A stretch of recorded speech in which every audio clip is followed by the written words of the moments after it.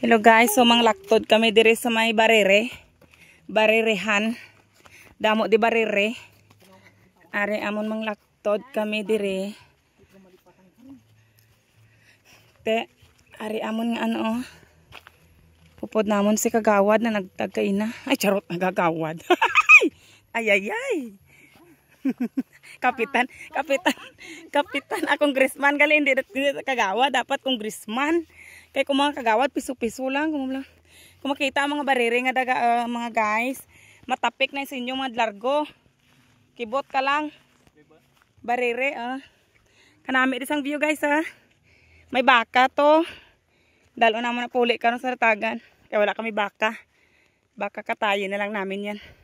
Ayan Ganda ng view na ito Kasi may mga barere. Ayan yung aming leader namin yan sa mga gala-gala. Yung tahimik na sana yung kaluluwa ko pinukaw ito ng isa kong pamangkin. Ayun. Nakasama ako dito. May karbaw pa di ara karbaw. Amo ni dapat ang pambansa, di dapat ang sa may kwarta Ang karabaw gi dapat na ang sa pili money dapat mapuslan gid niyo. Kay pambansang hayop ni gid ang kalabaw. Pero ang aton nga mga gobyerno wala gid wala nila ginabutang ang ang karabaw sa money. Ay ambot na lang gid dapat. Ginimo na lang dani krokodil na lang gibutang nila para mga charot. Ayan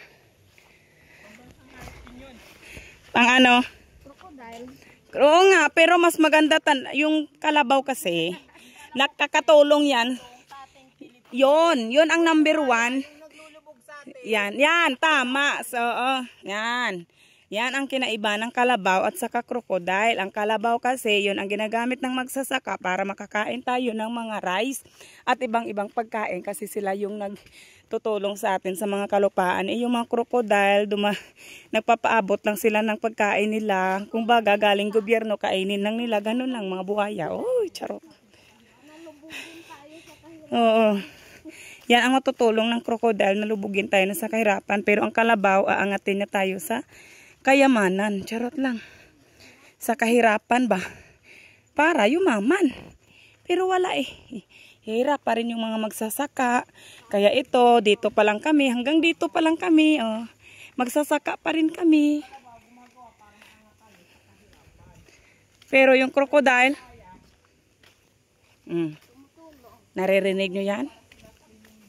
Yan.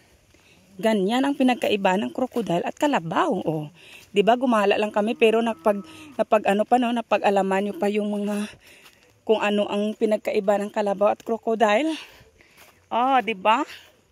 Charot! Siya na.